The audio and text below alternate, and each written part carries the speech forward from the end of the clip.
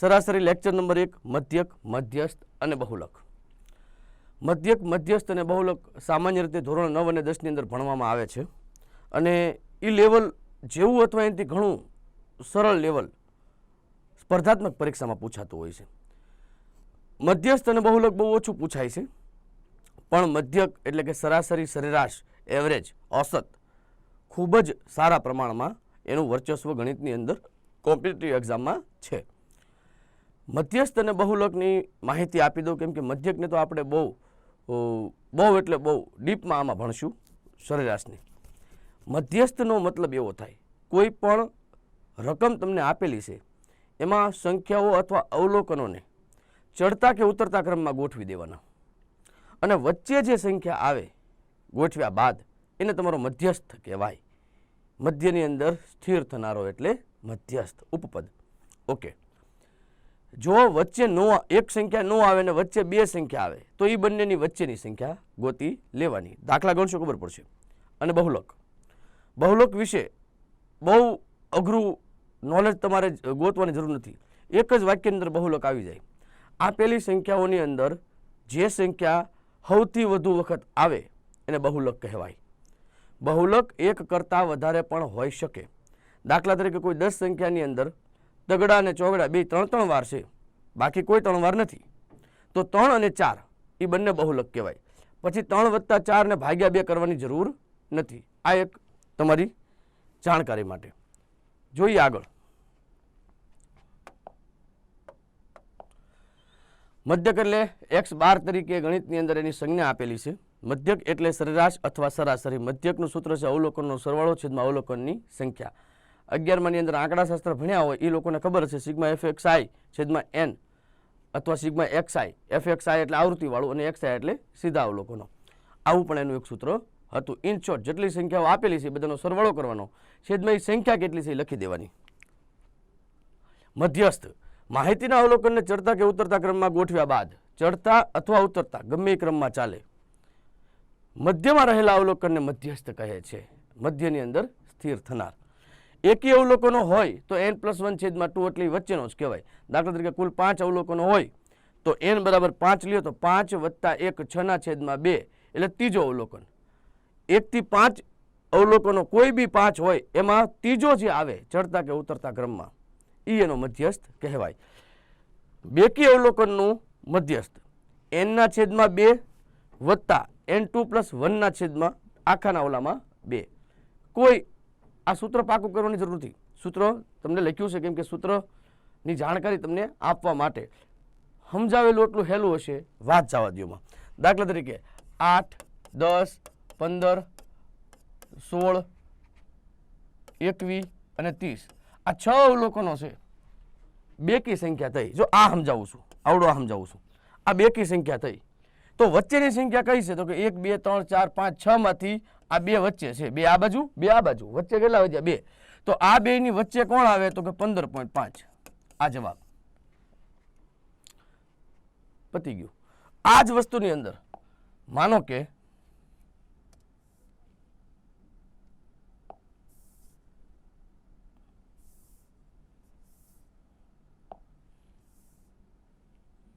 પૂછી જ નક્કી 15, 18, 20, 21 અને 30 5 જ અવલોકનો આપ્યા હોય તો 1, 2, 3, 4 ને 5 માં વચ્ચે કોણ છે? 20. આ જવાબ. એકી અવલોકન હોય તો સીધો જવાબ. બેકી હોય તો બંનેની વચ્ચેની સંખ્યા. આટલું આ સ્ક્રીન કહેવા માંગે છે. આગળ ઉદાહરણ આપ્યું છે કે 4, 5, 8, 9, 10 નો મધ્યસ્થ શોધો. તો આ 5 સંખ્યાઓમાં વચ્ચે કોણ છે? તો કે 8. એ જવાબ આવશે. પછી બેકી સંખ્યાઓ હોય 4, 8, 9, 7, 13, 18 તો વચ્ચે કોણ છે? તો કે 2 સંખ્યા આવી. તો એ બેની વચ્ચેની સંખ્યા ગોતવાની. કઈ? તો કે 8 આવશે. આ 7 અને 8 ઉલટા તમે કરી નાખજો. અહીંયા ઉલટા છે, બરોબર. ચડતા ઉતરતા ક્રમમાં સંખ્યાઓ ચાલે. આગળ બહુલક Z તરીકે આપણે એની સંજ્ઞાને ઓળખશું અને મધ્યસ્થને M તરીકે ઓળખશું. તમને કહેવાનું રહી ગયું. M એટલે મધ્યસ્થ. આગળ સૌથી વધુ વખત પુનરાવર્તન પામતા અવલોકનની માહિતીને બહુલક કહે છે. દાખલા તરીકે અહીંયા એક સરસ મજાની આ માહિતી આપી છે 7, 3, 8, 3, 12, 3. તો આની અંદર સૌથી વધુ વખત કોણ આવ્યું હતું કે 3 આવ્યા. 3 તમારો જવાબ. That solve. બહુલકની અંદર આનાથી વિશેષ કાંઈ તમારે જોવા જવાની જરૂર નથી.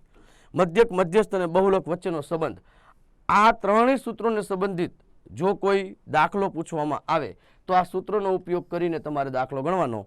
બહુલક બરાબર 3 મધ્યસ્થ માઇનસ 2 મધ્યક. હવે એને સંજ્ઞામાં બોલું છું. z બરાબર 3m માઇનસ 2x બાર. z, m અને x બાર, મધ્યક, મધ્યસ્થ અને બહુલક.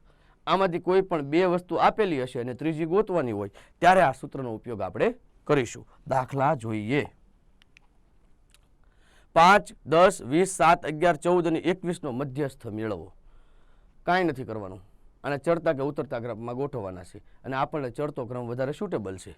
સૌથી નાનું કોણ છે તો કે 5, પછી તો કે 7, પછી તો કે 10, પછી તો કે 11, પછી તો કે 14, પછી તો કે 21. 1, 2, 3, 4, 5, 6. 1, 2, 3, 4, 5, 6, 7. એક સંખ્યા ઘટી. કઈ ઘટી તો કે 5, 7, 10, 11, 20. અહીંયા 20 લખી દઈએ અને અહીંયા 21 લખીએ. સંખ્યાઓ ટોટલ 7 થઈ. 7 સંખ્યામાં સૌથી વચ્ચે કોણ આવશે તો કે 3 આ બાજુ વહી ગઈ, 3 આ બાજુ વહી ગઈ. વચ્ચે કોણ વધ્યા? 11. ઓલું સૂત્ર હતું ને n + 1/2. n એટલે ટોટલ સંખ્યા 7. 7 + 1/2. 7 ને 8 ભાગ્યા 2 એટલે 4. ચોથા ક્રમની સંખ્યા કઈ છે તો કે 11. આ આપણો જવાબ. રેડી? આગળ 8, 9, 13, 5 અને 18 નો મધ્યસ્થ શોધો. હવે અહીંયા 2, 4 ને 5 જ સંખ્યા આપેલી છે. 5, 8, 9, 13 અને 18. વચ્ચે કોણ આવશે? તમને ખ્યાલ આવી જવો જોઈએ. 2 આ બાજુ, 2 આ બાજુ, વચ્ચે આવ્યા 9. બી આપણો જવાબ. આગળ 14, 19, 7, 21, 11, 8, 13, 14, 14, 17 આ માહિતીનો મધ્યસ્થ અને બહુલક શોધવાના છે. એક જ દાખલાની અંદર બે વસ્તુ તમારી પાસે ગોતાવે છે. બહુ સરળ છે. સૌથી પહેલા ચડતા ક્રમમાં સંખ્યાઓને લખી દઈએ. સૌથી નાનું કોણ છે તો કે 7, 8. 7 અને 8 લખ્યા. પછી 9, 10 નથી, 11 છે, 11 ને લખ્યા. પછી 12, 13 છે તો કે નથી, 14 ને લખ્યા. 14 3 વખત છે એટલે 14, 14 અને 14. 3 વખત 14 આપ્યા. જો 1, 2, 3. હવે 14 પછી શું છે તો કે 17, 19 અને 20. તો કે 17, 19 અને 20. એક વખત ટેલી કરવા માટે સંખ્યા ગણી લેવી, નહીતર જવાબમાં ફેર પડી જાય. 1, 2, 3, 4, 5, 6, 7, 8, 9. 1, 2, 3, 4, 5, 6, 7, 8, 9, 10. જો એક સંખ્યા ગમે એ આપણે ઘટી. 14 3 વખત જ છે, 7, 8, 10, 10 નથી આપ્યા. 11 એક જ વખત છે, 14 1, 2, 3 વખત છે, 17 આપેલા છે, 19 ને 20. 7 અને 8 એક એક વખત જ છે, 13 આપેલા છે. અહીંયા એક 13 રહી ગયા. 7, 8, 11 ની પહેલા 13. 7, 8, 11 અને 13. Okay, very good. આ જહેમત પરીક્ષામાં કરવાની જ છે તમારે, એટલા માટે જ અહીંયા જહેમત દેખાડું છું.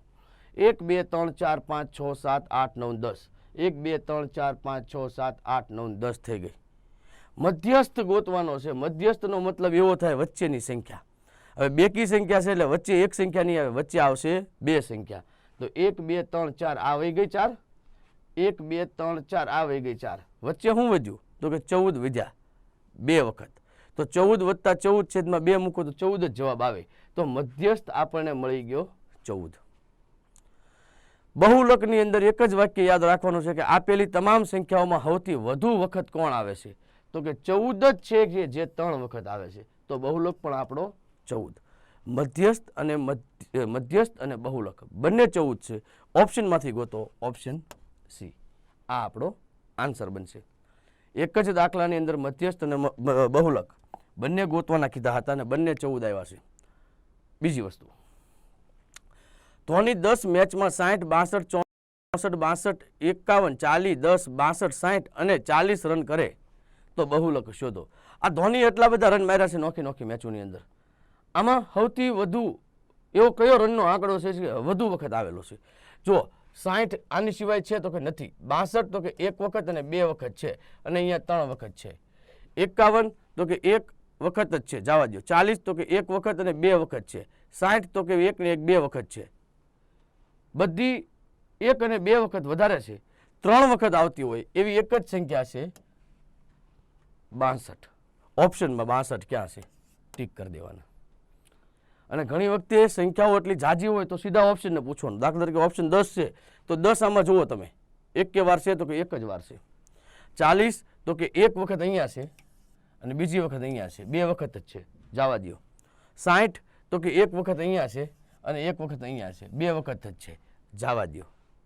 62 એવા છે કે જે બે કરતાં વધારે વખત આવેલા છે. 62 આ સંખ્યાનો બહુલક થશે, આ રકમનો બહુલક થશે.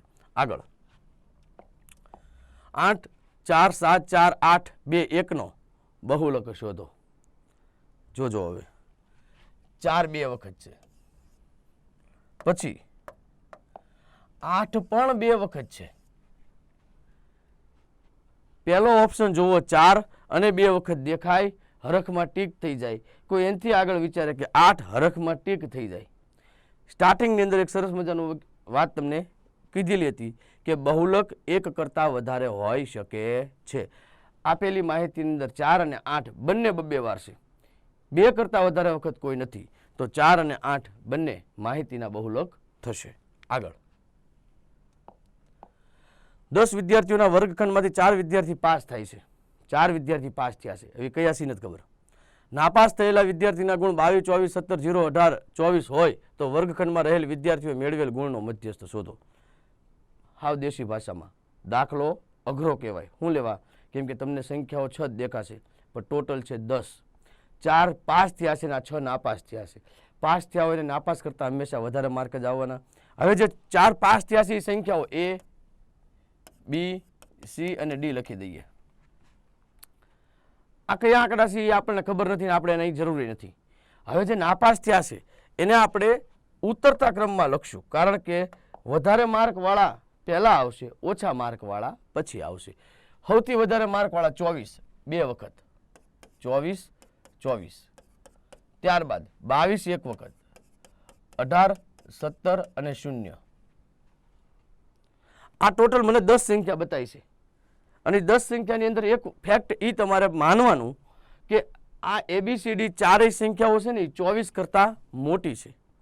24 નાપાસ છે એના માર્ક છે, તો આ ચારેયના માર્ક 24 કરતાં મોટા હશે તો જ પાસ હોય.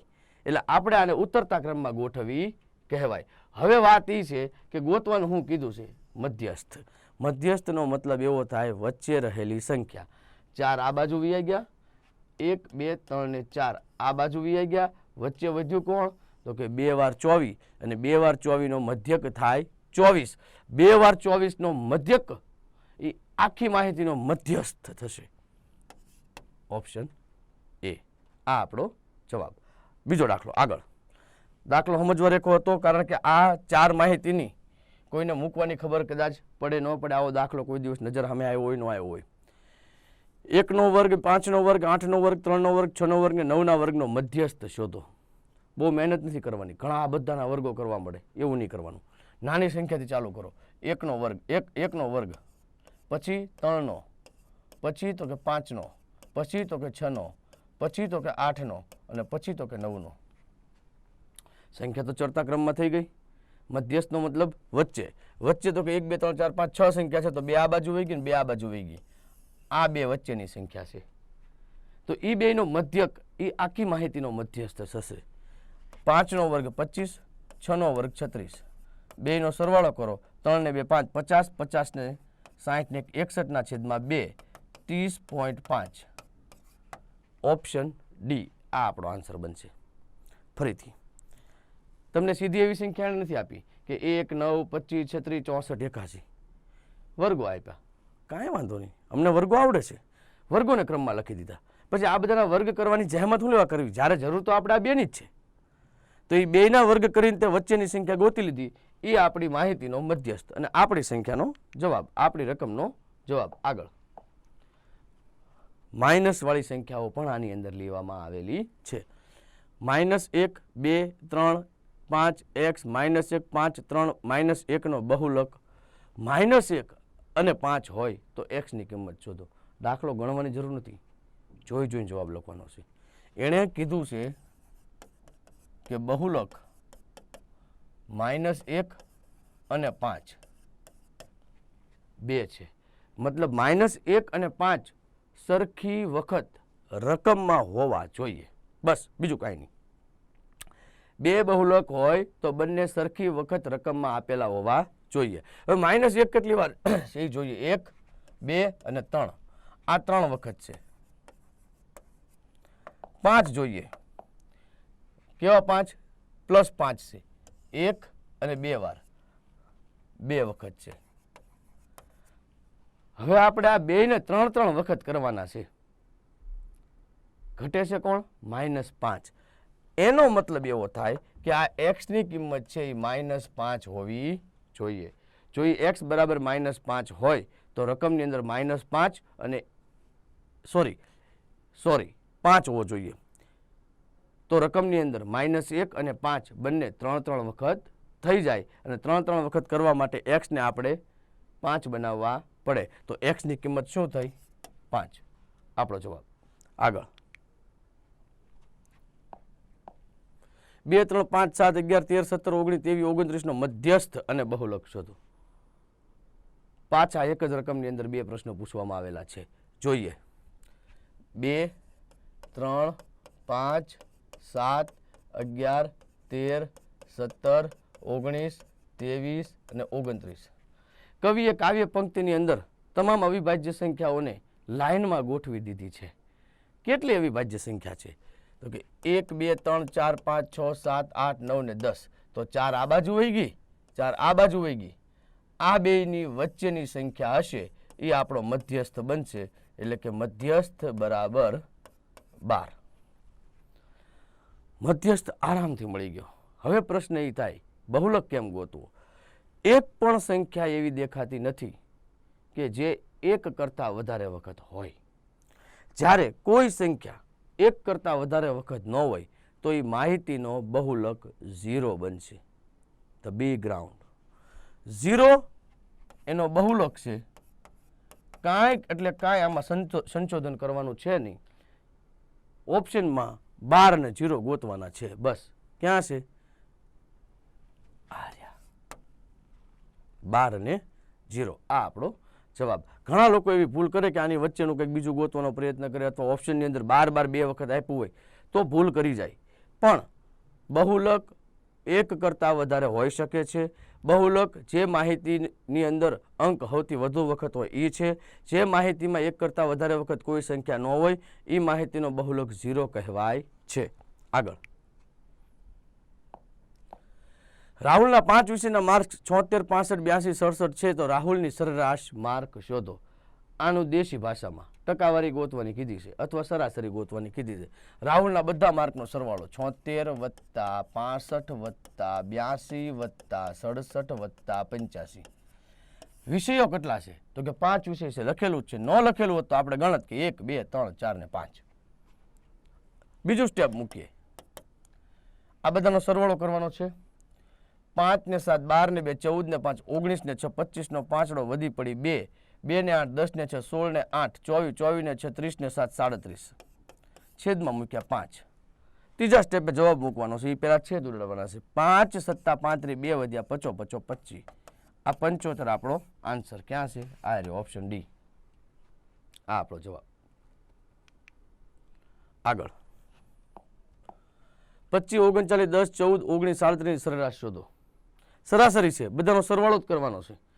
હવે લાંબુ નથી કરતો, થોડીક સ્પીડ અથવા તો દાખલાને ઝડપથી પરીક્ષામાં કેમ ગણવો એ મુજબ લાંબા લખાણ કરવા કરતાં જો સરવાળા તમારા સારા હોય તો 7 ને 9 16 ને 4 20 20 ને 9 29 ને 5 34 નો ચોગડો વધી 3 3 ને 3 6 ને 1 7 ને 1 8 ને 1 9 3 12 ને 2 14 144 ટોટલ આવ્યો.